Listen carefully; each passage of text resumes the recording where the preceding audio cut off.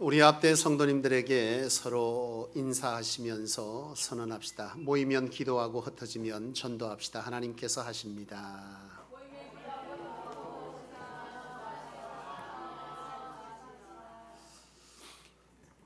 여러분, 이제 오늘이 구원받는 자의 삶의 축복의 비결 마지막 시간인데요. 하나님께서 여러분들을 부르신 것은 바로 구원하시기 위해서다, 그렇게 말씀했죠. 여러분, 구원이라고 하는 것은 우리의 삶에 드리워진 죄로 인한 고통의 삶, 슬픔, 죽음, 또 영적인 죽음, 이 모든 것들에서부터 건져내는 삶, 이것이 바로 구원인데요. 이것을 우리는 한마디로 축복이라고 표현합니다. 그런데 이런 축복의 삶을 살아가고자 할 때 하나님께서 요구하는 것이 어떤 삶이라 그랬습니까? 바로 예배하는 삶이고, 또 말씀에 순종하는 삶이고, 그리고 기도의 삶을 살아가라, 그렇게 말씀하셨는데, 이런 삶을 살아갈 때 하나님께서 함께 해준다 그랬습니다. 근데 이렇게 함께 해주는 자에게 이런 놀라운 하나님의 역사와 축복이 있는 거예요. 하나님이 함께하지 않는 것에는 결코 그 끝이 좋을 수가 없고, 하나님이 함께하지 않는 것은 사단이 역사하면 좋을 것 같으나 결국은 어려움과 고통을 겪게 되는 것인데, 바로 이런 구원에서부터의 이 구원의 축복이라고 하는 것은 철저하게 하나님으로부터 되어지는 것임을 알아야 하죠. 근데 여러분, 이처럼 하나님이 함께할 때 우리의 삶에 놀라운 구원의 역사가 나타납니다. 질병이 고쳐지고, 묶인 것이 풀려지고, 어려운 문제들이 해결되어지고, 이런 것들이 하나님께서 예수 그리스도를 통해 이 땅에서 보여주신 것이고, 그 일을 이룰 수 있다고 말씀하셨지 않습니까? 마땅히 이런 구원받는 자가 누려야 하는 축복인 줄로 믿는데요. 그런데 이런 축복을 얻고자 하는 자가 하나님께서 예수 그리스도를 통해서 요구하신 것이 있어요. 하나님께서 함께 하여 주면 그런 역사가 나타나는데, 그런 역사가 나타나는 자에게 하나님께서 요구하는 것이 뭐냐라고 하는데, 그것은 바로 부흥의 삶을 살아가는 거라는 거죠. 여러분, 부흥이 뭡니까? 많이들 말씀하시잖아요. 부흥 찬송도 많이 하고 부흥이라는 말을 많이 합니다. 부흥이 뭐예요? 부흥이 뭐죠? 많아지는 거예요. 예. 여러분, 우리는 보통 성장과 부흥이라고 하는 이 말을 번갈아 쓰기도 하는데요. 성장은 수의 증가를 말하는 거고요. 사실 부흥이라고 하는 말은 그렇게 쓰기에는 무리수가 있습니다. 성경이 말하는 부흥은 성장하고 조금 달라요. 이 부흥이라고 하는 것은 바로 요셉이라고 하는 인물을 떠올려 보면 쉽게 이해할 수가 있는데요. 여러분, 요셉이라는 삶의 수식어로 붙어지는 얘기가 뭐라 그랬습니까? 여호와께서 함께 하심으로 그가 형통하였더라 라고 하는 이 수식어가 있는데요. 그 수식어를 누가 봅니까? 자기 혼자 그걸 경험하고 자기 혼자 알고 있습니까? 아니잖아요. 요셉과 함께 하며 살아갔던 사람들이 요셉을 보면서 그의 신이 그와 뭐 한다는 거예요? 함께 한다라고 하는 사실을 그들이 알고 하나님을 인정했다라고 하는 거예요. 그러니까 이 부흥이라고 하는 것은 예수 그리스도를 통해 구원받은 내가 바로 예배의 삶과 말씀의 삶과 기도의 삶을 살아감으로 통해서 하나님께서, 예수 그리스도께서 내 삶에 놀라운 역사를 일으키고 회복과 치유를 일으키고 막힌 것을 뚫어주고 안 된 것을 되게 하는 이런 역사를 일으키는 것에 대하여서 내가 그것들을 뭐 한다는 거예요? 세상 사람들로부터 알게 하고 그것을 본 자가 하나님을 인정하여서 하나님의 백성 되어지는 이러한 과정의 결과가 뭐라는 거예요? 부흥입니다. 그러니까 단순히 여러분, 수가 늘어나는 것은 저희 교회가 예를 들어서 규모가 조금 있고요. 요즘 참 안타까운 것은 뭐냐면 대형 교회들로 성도들이 자꾸 모여갑니다. 기존에 신앙하는 성도들이요, 헌신하기 싫고 여러 가지 간섭받는 거 싫고 하나님께 드리는 이 헌금 드리는 것도 싫고 해서 자꾸 대형 교회로 숨어 들어가요. 왜요? 대형교회 들어가면 아무도 간섭도 안 하고요, 헌금을 내든지 말든지 왔다 가든지 뭐 상관없어요. 그리고 나서는 자기는 뭐만 드리면 된다요? 11시 예배만 드리고 가면서 그때부터 나가서 들로산으로 놀러 다니면서 자기는 예배했다 이거죠. 저는요, 그 사람이 과연 구원받은 사람일까라고 하는 의구심을 가지게 됩니다. 우리 기독교에서 예수를 믿으면 구원받는다라고 하는 교리가 있습니다. 그죠? 예수를 믿으면 구원받죠? 맞습니까? 믿는 건 뭐예요? 영접하는 거 아닙니까? 분명 영접하는 자라고 말했어요. 예수를 영접한 자가 주님과 함께 동행하여 하나님의 뜻을 이루는 일을 거부하고 살아간다면 과연 그가 예수를 영접한 자의 삶을 살고 있는 것입니까? 아니지 않습니까? 주여 주여 하는 자마다 천국 갑니까? 못 가지 않습니까? 죽은 믿음은, 여러분, 생함이 없는 것은 죽은 믿음입니다. 죽은 믿음이 구원을 일으킬 수 있습니까? 아니요. 그러니까 교회만 왔다 갔다 한다고 해서 내가 천국 간다, 결코 나는 그럴 수 없다라고 보는 것이죠. 하나님의 은혜로 가지만요, 하나님의 은혜를 입은 것이 그에게 과연 지식으로 남아있냐, 진짜 은혜를 받았냐라고 하는 것에 대한 의구심입니다. 우리의 노력으로, 우리의 행위로 구원받는 것은 아니지만 적어도 하나님의 은혜를 입은 자가 실제적 구원을 경험했다라고 한다면 그럴 수 있습니까? 없습니까? 그럴 수 없어요. 근데 그럴 수 있다는 건 그가 자신이 예수를 구세주로 믿고 영접하여 살고 있다고 생각하지만 실상은 그가 예수를 믿고 영접하는 것이 아니라 지식으로 알고 있는 것뿐이죠. 그런 점에서 참 안타까운데요, 요즘 대형교회가 정말 선교학에서 하지 말아야 될 일을 계속해 나갑니다. 참 말세의 징조인가 싶기도 하고요. 선교학에서는 지교회를 만들지 말라고 하거든요. 이게 무슨 말이냐면 지성전, 본 교회가 있고 세상에서 말하는 뭐요? 뭐가 있어요? 계열사가 있는 계열사. 본사가 있고 계열사가 있듯이 교회를 여기저기 막 세워놓고요, 방송 설교하고 그러면서 계속 문어발식으로 교회를 확장해 가는데요, 문제는 뭐냐면 앞서 말씀드린 것처럼 좋은 환경을 또 간섭하지 않는 이런 여러 가지들을 원하고 바라는 세상적 세속적 하나님과의 이 사명의 관계를 맺지 못한 성도들은 그런 교회로 숨어 들어가기 좋은데, 기존 성도들이 하나둘씩 사명에서 벗어나서 그런 교회들로 숨어 들어가는 일을 이 대형교회가 앞장서서 하고 있다는 거죠. 사실 대형교회가 오히려 그렇게 신앙 안에 서지 못한 이들을 체크하고 파악하고 훈련시켜서 다시 뭐 해야 되는 거예요? 지역교회로 파송해야 되는 거죠. 이게 바른 교회죠. 근데 그렇게 하지 않습니다. 그저 그냥 성도들의 수를 늘리고 자꾸 성전을 지어가면서요, 교회들을, 지역교회들, 작은 교회들을 하나하나 삼키는 역할을 바로 대형교회들이 앞장서서 하고 있다라고 하는 것이죠. 이것에 대해서 바른 소리를 내는, 물론 대형교회 목사님들도 한국교회 몇 분 계십니다.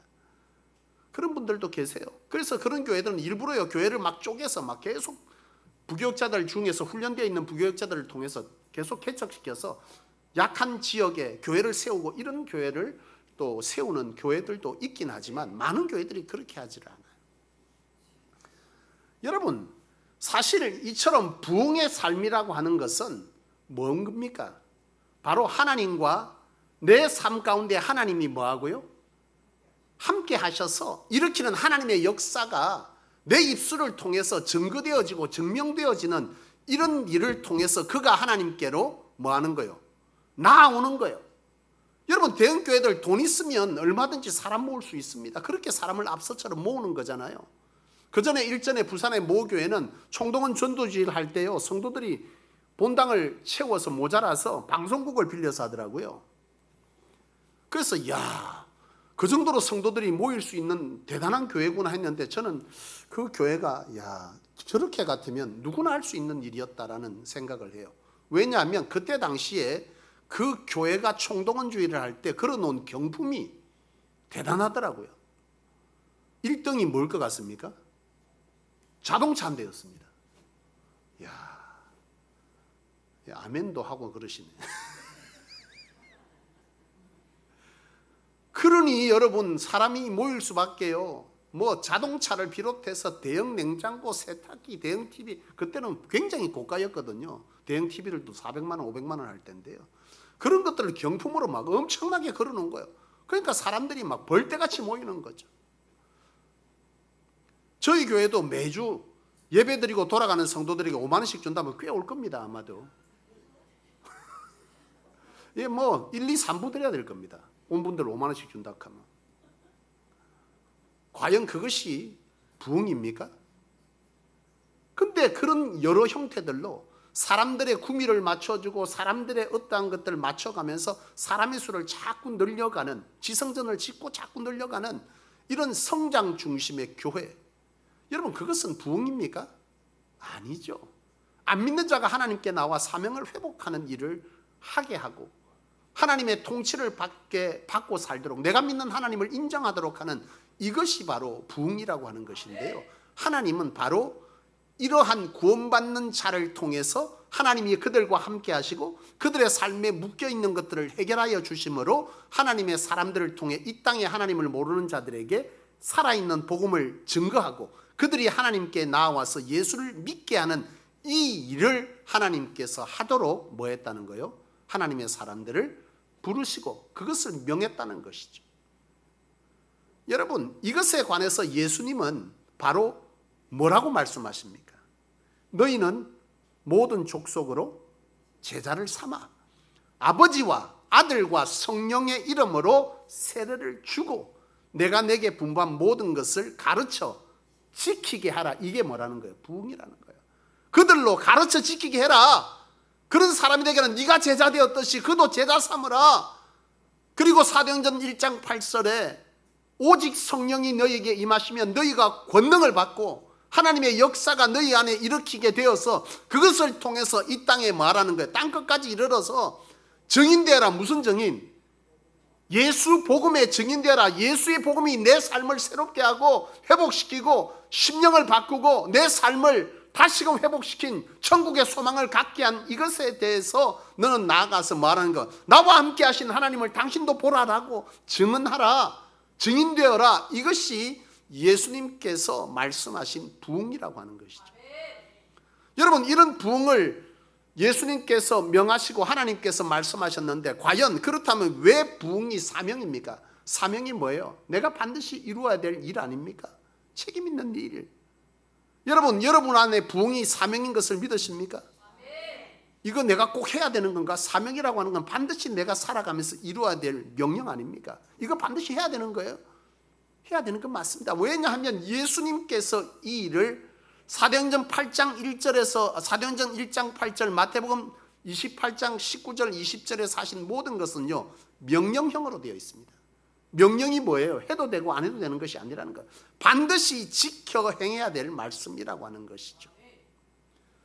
여러분, 이것은 사실 성경을 통해서도 여러 곳에서 발견할 수 있습니다. 믿는 자가 주의 복음을 감당하고 하나님의 교회를 부흥케 하는 일에 힘쓰고 애쓰고 우선순위를 두고 살아가야 하는 것은 반드시 하나님께서 명한 사명이다라고 하는 것을 성경은 분명 가르쳐 주죠. 여러분, 아브라함이라고 하는 인생을 부르실 때에 하나님께서 아브라함을 부르시고 그에게 명하시고 말씀하신 것이 뭡니까? 떠나 본토 친척 아베 집을 떠나 너로 큰 민족을 이루고 너로 복의 근원이 되게 하겠다. 복의 시작이 되게 하겠다. 너로 인해서 많은 자들이 뭘 하게 하겠다. 구원을 받게 하겠다라고 하는 것이 아브라함을 부르신 목적이고 아브라함이 살아가는 사명이죠. 여러분, 이스라엘 백성들이 애굽 땅에서 살아갈 때에 하나님께서 모세를 통해 이스라엘을 다시금 건져내실 때에 가나안 땅으로 인도해 가시는 목적이 무엇이고 그들로 이루고자 하시는 하나님의 뜻이 무엇입니까?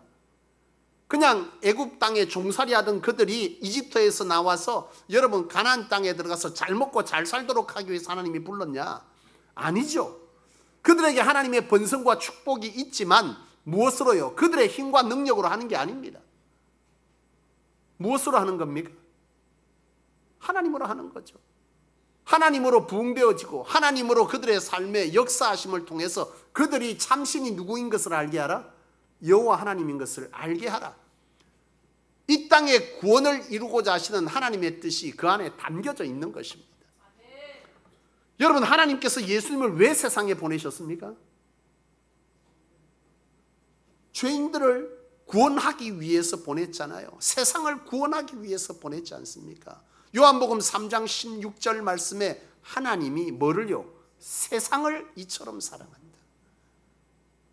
하나님께서 이 땅에 구원을 이루시고자 하는 것을 원하신다라고 하는 것이죠. 예수님께서 이 땅에 오셔서 선포한 것의 핵심은 무엇이고 예수님께서 행하신 것의 일은 무엇이었습니까? 하나님의 나라였습니다. 하나님의 나라를 선포하시고 그리고 하나님 예수님께서 이 땅 가운데 오셔서 행하신 일은 죄로 인해 망가진 인생을 구원하시는 일을 하신 거죠. 그래서 예수님께서 죄로 인해서 우리 인생에 들여진 질병과 죽음과 고통과 번민과 무너짐과 실패 현장에 가셔서 그것들을 회복하신 후에 하신 말씀이 뭐였어요? 내 믿음이 너를 구원하였다 이렇게 표현합니다. 여러분 철저하게 이처럼 바로 부흥을 이루며 살아가는 삶은요 우리의 삶의 사명이어야 합니다. 문제는 무엇이냐? 오늘 이 시대에 많은 그리스도인들이 예수님께서 명하시고 하나님께서 불러서 저와 여러분들을 통해서 이 땅을 구원시키고자 하는 일에 대해서 많은 그리스도인들이 그와 상관없다 하며 살아간다는 거죠. 많은 그리스도인들이 예수를 믿지만 정작 교회를 나오지만 어떤 생각을 하냐? 그저 여기 와서 뭐 하는 거죠? 그냥 좋은 말씀 듣고 성도들 만나고 교제하고 위로받고 밥 먹고 돌아가는 이런 일들에 집중한다는 거예요. 하나님의 뜻 계획 모르겠다는 거예요. 그냥 내 사는 것을 해결하고 내 어려움 해결하고 돌아가면 돼요. 여러분 이것에 집중하는 이 땅에 교회들이 있습니다. 어떤 교회입니까? 이단교회입니다. 이단들은요 영혼 구원이 목적이 아닙니다. 생명 살림이 목적 아닙니다. 그들의 여러분 신앙의 형태를 보세요. 교회가 그들의 교회도 부흥합니까? 성장합니까? 그들은 성장입니다. 그들을 보고 부흥이라 그러면 안 됩니다. 부흥은 그리스도의 복음으로 삶의 돌이킴이 있는 구원의 역사를 부흥이라고 하는데요. 그들의 수가 늘어납니다. 신천지가 지금 얼마나 늘어났는지 몰라. 근데 여러분 신천지 한번 빠지면 나오기 진짜 쉽지 않습니다. 철저하게 쇠뇌하고요. 외로운 이들이 많이 빠지는 곳이 신천지입니다. 이 신천지가요. 신천지를 비롯해서 이 땅에 여러 가지 이단 종교들이 많잖아요. 그 이단 종교들 보면 특징이 있습니다. 그 특징이 뭐냐면 정말 잘해줍니다. 그래서요 그들이 많은 사람들이 그 이단 종교에 빠지면요 이단인 줄 알면서도 못 빠져나와요. 왠 줄 아십니까? 사람의 정이 그리워서 못 빠져나옵니다. 이단인 줄 알아요. 지난번에 TV에도 한번 나왔더라고요. 젊은 부부가 결혼해서요 한 사람은 정통교단에서 신앙하던 아내는 정통교단 남편은 이단에서 신앙하던 자인데요 결혼했어요. 근데 남편이 자꾸 이단교회로 다시 가자는 거예요. 이단이잖아. 이단인 줄 안대. 근데 자꾸 돌아가자는 거예요. 왜? 그때가 너무 그립다는 거예요. 사람들이 너무 잘해줬다는 거예요. 여러분 이단들은 생명 살림의 이 예수의 이 복음에 대한 사명을 그들은 사명으로 여기지 않습니다. 그들의 목적은 딴 데 있죠. 여러분 분명 고린도전서 9장 16절에는 이런 말씀을 합니다. 내가 복음을 전할지라도 자랑할 것이 없으면 내가 부득불할 임이라. 부득불 뭐요? 반드시 해야 될 일이다. 책임 있는 일이다. 복음 전하는 일이. 여러분 복음을 전하지 아니하면 내게 화가 있을 것이라. 참 무서운 말씀을 담고 있죠. 복음 전하는 것은 당연한 일이다. 사도 바울이 복음 전하는 것은 은혜 받아서 뭐 해서 그것이 아니다. 내가 지금 복음을 전하는 이들은 너희가 복음을 전하는 것은 내가 기쁘기 때문에 은혜 받았기 때문에 해야 될 일이 아니라 반드시 해야 될 주님이 주신 뭐라는 거예요? 사명이다라는 거예요. 너희가 그것을 감당하지 않으면 너희에게 화가 있을 것이다. 그런 말씀을 고린도전서 9장 16절은 담고 있습니다. 그저 주의 복음을 위해서 힘쓰고 애쓰고 헌신하고 봉사하는 일은 우리가 선택해야 될 선택이 아니라는 거예요. 반드시 뭐예요? 해야 될 하나님의 사명이 있는 일이라는 거죠. 중요한 것은 뭐냐? 여러분 교회 부흥과 성도의 축복은 깊이 연관되어져 있다는 거죠. 여러분 칼빈이라고 하는 신학자가요 기독교 강요라고 하는 책을 썼는데요. 이 칼빈은 우리가 칼빈의 신학을 따릅니다. 우리 교단은요. 근데 이 칼빈이라고 하는 신학자가 교회를 어머니의 젖에 비유했습니다. 이게 무슨 말입니까? 아이가 어떻게 자라가죠? 요즘은 뭐 소젖 먹고 다 큽니다만도요. 뭐 그 말 하는 건 아니죠. 어머니의 젖에 표현했습니다. 이 말은 뭐냐면 교회가 건강해야, 어머니가 건강해야 건강한 젖을 아이가 먹잖아요. 마찬가지라는 거예요. 교회가 영적으로든 부흥하지 아니하고 교회가 힘들어지고 교회가 어려워지면 성도들의 삶도 덩달아 뭐 한다는 거예요? 어려워진다는 거예요. 엄마가 건강하지 않으면 아이도, 그 젖을 먹는 아이도 영적으로 좋을 수가 없다는 거죠. 그래서 교회 부흥과 성도의 삶의 부흥은 깊이 연관되어 있다는 것을 칼빈은 교회론을 통해서 설명하고 있는 것입니다. 여러분, 에스겔서 47장에 보면은요, 성전과 성도들의 삶의 관계를 어떻게 설명하느냐? 성전에 물이 차올랐어요. 환상을 보는데 물이 막 차올랐습니다. 발목부터 있던 물이 머리끝까지 차오르는데요, 그 물이 성전에서부터 흘러서 넘쳐서, 문지방을 넘쳐서 막 흘러내리는데, 그 성전에서 흘러내린 그 물들이 닿는 곳에 죽은 것이 살아나고 망가진 것들이 깨어나고, 이런 것들의 환상을 보는 거예요. 이게 에스겔서 47장. 성전에서 영적으로 부흥되어지고 영적으로 깨어지고 영적으로 충만되어질 때 그 성전에서부터 하나님의 축복의 은혜의 역사는 성도들의 삶에 흘러간다는 거예요. 그러니까 이 성소에 또 여러분들이 섬기는 이 교회의 부흥과 여러분들의 삶은 깊이 뭐하다는 거예요? 연관되어져 있다라고 하는 거죠. 여러분, 학개 선지자가요, 이스라엘 백성들에게 한 말이 있지 않습니까? 그게 무엇입니까? 이 성전은 황폐하였거늘 너희가 이때에 판벽한 집에 거주하는 것이 옳으냐? 이런 말을 합니다. 이게 무슨 말입니까? 이스라엘 백성들이요, 포로를 살다가 다시 하나님의 은혜로 뭐 했어요? 본국으로 돌아왔습니다. 돌아와서는 그들에게 하나님께서 성전을 재건하라 그랬거든요. 왜요?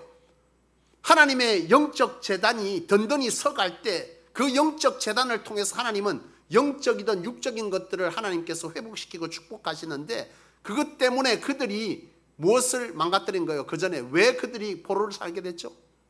하나님 앞에 예배가 망가지고 영적으로 망가지고, 이렇게 되면서 그들의 삶에 뭐가 온 겁니까? 어려움과 고통이 와서 포로로 살게 된 거잖아요. 하나님께 기도하여서 하나님께서 그들에게 다시금 기회 주어서 너희가 다시 돌아갈 것이다. 예루살렘으로 돌아가면 거기에 가서 뭐 성전을 다시 세우라.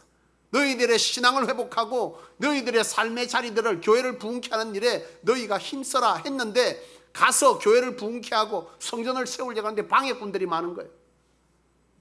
그래서 그들이 성전을 재건하다가 말아버렸어요. 포기했어요. 다음에 하자마. 우리가 좀 형편이 좋을 때 하고 사람들이 방해하지 않을 때 하고, 자꾸 사람들이 와서 방해하고 고발하고 하니까 막 그만하자. 그리고서는 그들이 성전 재건을 미루고서는 자기 살 집을 짓기 시작합니다. 판벽한 집이라고 하는 것은 아름다운 집을 말합니다. 그러니까 성전은 엉망이 되어지는데 너희 자기 삶을 잘 살아보겠다고 그것을 막 세우고 있는 거죠. 이것에 대해서 학개 선지자를 통해서 하나님께서 하신 말씀이 뭐냐면 1장 6절입니다. 너희가 뭐요? 1장 4절. 너희가 성전이 이와 같이 황폐하였다. 성전은 황폐하여지는데 너희 삶을 살아보겠다고 너희 살 집들만 챙기는 것이, 그것이 옳으냐? 이 말씀을 학개 선지자로 1장 4절에 하시고는, 그리고 나서 그들에게 경고하는 거예요. 뭐라고 경고하느냐? 1장 6절인데요. 너희가 많이 뿌릴지라도 수입이 있어도 뭐요? 구멍 뚫린 전대에 넣는 것과 같을 것이다. 벌었어요. 많이 벌었는데 너희가 수고해서 많은 걸 벌었냐? 그래서 너희가 너희 주머니에다 갖다 집어넣냐? 근데 너희 집어넣은 것이 뭐가 될 것이다? 뚫어진 전대가 될 것이다. 다 새고 없을 것이다. 결국은 열심히 애쓰고 수고하고 고통당하며 벌었냐? 나중에 계산해봐라. 다 뚫리고 아무것도 없을 것이다. 그렇게 말씀한 거예요. 이게 학개의 말씀입니다. 하나님이 주신 학개의 말씀. 이 시대에 교회들은 갈수록 쪼그라들어가고요, 하나님의 성도들은 교회 부흥과 상관이 없습니다. 사명을 말하면 싫어합니다. 우리 사는 것도 힘든데 목사님 그런 설교하지 마세요. 우리에게 듣기 좋은 것만 말하세요. 잘 된다, 위로받으라, 쉬다 가라, 친교하고 가라, 그렇게 말합니다. 그걸 원합니다. 그것이 죽는 길입니다, 여러분. 한국 교회가 쪼개지고 망가지면서 여러분, 한국 교회 간증거리가 없어졌어요. 교회마다 진짜 간증거리가 없습니다. 있는 사람들이 나름대로 교회에 왔어요. 그들에게 많은 목적은 딴 데 있습니다. 참 입으로 담기 그렇네요. 진정 하나님으로 부흥을 일으키고 하나님으로 축복받은 사람들의 간증이 교회마다 끊어져 버렸어요. 교회 사명이 끊어지고 교회 부흥이 끊어지니 성도들의 삶도 여러분 온통 피투성인 겁니다. 그런데도요, 교회 부흥을 위해서 기도하라, 사명으로 살아가야 여러분들의 삶이 다시금 회복되어지고 여러분들의 수고가 헛되지 아니할 것입니다. 아무리 선포해도 듣는 이가 없고 그런 설교를 하지 말라고 합니다, 이 시대가. 그러나 여러분 반드시 기억하십시오. 지금 제가 선포하는 이것은 제 얘기가 아니라 성경의 말씀입니다. 사람은 참 어리석은 것이 있습니다. 지혜로운 자와 어리석은 자의 그 기준은 무엇이냐? 어리석은 자는 지가 다 경험하고 나서 깨닫는 것이 어리석은 것이요, 지혜로운 자는 경험하지 아니하고 실패하거나 하나님으로부터 축복을 입은 자들의 삶을 보고 교훈 삼고 실패의 삶을 따라하지 않는 것, 이것이 지혜로운 거죠. 여러분 참 실패되어지고 이뤄지고 나서 다시 회복하는 일은요, 정말 힘들고 고통스러운 일입니다. 쉽지가 않습니다. 너무나 어려운 일이에요. 사랑하는 여러분, 이처럼 하나님의 교회를 부흥케 하고 생명을 살리는 이 일은 하나님께서 주신 뭐라는 거예요? 사명입니다. 사명. 해도 되고 안 해도 되는 것이 아니에요. 내가 조금 살림이 나아졌습니까? 끝이 아닙니다. 살아보면서 느끼지 않겠습니까? 아닙니다. 세상에도 그런 말들이 있듯이 공든 탑 무너집니다. 공들여서 올리면 될 줄 알죠? 하나님께서 허락지 아니하시면요, 오늘 학계 선지자를 말씀한 이 사건이 현실되어지는 거예요. 쌓았는데 다 됐는데 살만한데 이렇게 되는 거예요. 살만한데 병 걸려, 살만한데 갑자기 믿던 자들을 통해서 또 살만한데 분쟁이 일어나고 믿는 자들끼리 다투고 싸우고 내가 함께 같이 일했던 자들이 서로 갖기 위해서 다투고 망쳐버리는 이런 일들이 벌어져 버리는 거예요. 여러분, 오늘 우리가 이 땅에서 진정 복된 삶을 살아가는 길은 바로 하나님의 꿈이 내 비전 되는 겁니다. 그 비전을 쫓아 사는 것이 이 땅에서 하나님과 동행하는 삶이자 하나님의 나라에서도 생명의 면류관 받는 것이다, 성경은 말씀하고 있죠. 그래서 사도 바울은 믿는 자에게 구할 것은 충성이라 그런 거예요. 하나님께 사명받은 자에게 구할 것은 충성이다. 이래서 못하고 저래서 못하고 이래서 힘들어서 안 되고 저래서 안 되고, 아니요. 여러분, 하나님의 사명은요, 해도 되고 안 해도 되는 게 아니에요. 무조건 해야 되는 거예요. 그게 여러분들을 복되게 하는 겁니다. 마음이 좀 편한가요? 쉬니까? 그것이 여러분들을 망가뜨리는 거예요. 결코 그럴 수 없습니다. 사랑하는 여러분, 마태복음 11장 28절은 말합니다. 너희는 먼저 그의 나라와 그의 의를 구하라. 먼저 구하라. 그리하면 이 모든 것을 하나님이 더해주는 겁니다. 내가 더한다고 더해지는 거 아니에요. 하나님이 더해줘야 됩니다. 경기도 부천교회에요, 원경선 장로님이 있습니다. 우리 교회도 경선이가 있지만 원경선 장로님이 계신데요, 이분이 원래 작은 농장을 가지고 거기에서 건강식품들을 만들기 위한 이런 식물들을 막 재배를 해요. 그런데 이 장로님이 그것들을 하면서 늘 그가 생각하는 것은 자신에게 주어진 이 작은 일에, 작은 농장에서 만든 모든 것을 사람들을 건강하게 하고 또 주신 것으로 하나님의 교회를 세우는 일에 내가 내 인생을 살아가야 되겠다, 이런 결정을 하고 하나님께 기도하고 교회에 헌신하고 맡겨진 일에 참 하나님의 마음으로 그것에 정성을 쏟습니다. 속이고 더하고 빼고 안 하는 거예요. 머리 쓰고 그렇게 안 하는 거예요. 하나님께서 허락한 일에 정말 충성 다해서 가장 좋은 것을 만들어서 좋은 음식을, 식품을 만들기 위해서 힘쓰죠. 그리고 주신 것에 하나님으로 되었다는 것을 인정하면서 하나님의 교회에 굉장히 충성합니다. 그렇게 작은 농장이 지금 여러분 어떤 기업이 된 줄 아십니까? 그 기업이 여러분이 알고 있는 풀무원입니다. 아주 작은 농장에서부터 내게 주신 그 일에 충성하고 정직하게 하고 하나님의 뜻을 생각하고 주신 것에 감사하고 주를 위해 사용하겠다고 주의 교회를 세우고 생명 살리고 가르치는 일에 헌신 봉사할 때 하나님은 그 작은 기업이 지금 여러분들이 알고 있는 풀무원이라고 하는 놀라운 기업을 만들어 주신 것입니다. 사랑하는 여러분, 여러분들이 꿈꾼다고 됩니까? 꿈은 주님이 줘야 되고 하나님이 줘야 되는 겁니다. 내가 꾸는 꿈은요, 헛꿈이 될 수 있어요. 우리의 삶이 복되기를 원하십니까?